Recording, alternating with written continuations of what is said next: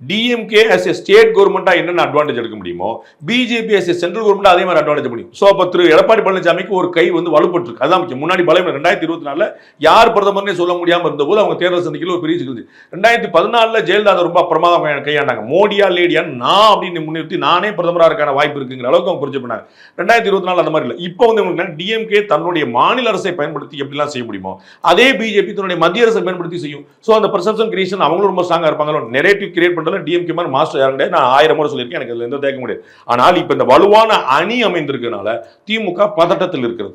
No doubt. அதை வந்து நேத்து அக்கா கனிமொழி அவருடைய பேட்டியும் இன்னைக்கு முதலமைச்சர் திரு ஸ்டாலின் அவருடைய பதிவும் ரொம்ப தெளிவாக காட்டுது.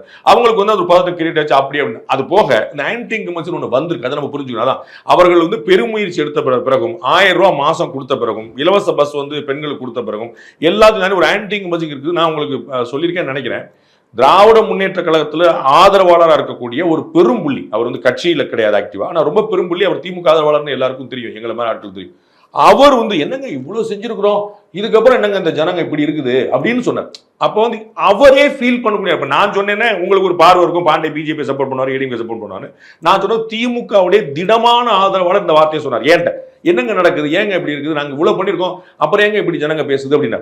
அப்ப இந்த ஆன்டி இன்கம்பன்சி வந்து எஸ்டாப்ளிஷ் ஆயிருக்குது அப்படிங்கிற கண்கூடா பார்த்தோம். அப்ப அந்த அட்வான்டேஜை ஏடிஎம்கே ஆட்டோமேட்டிக்கா யூஸ் பண்ணும். MCR Pure Cotton Club, formals and casual shirts.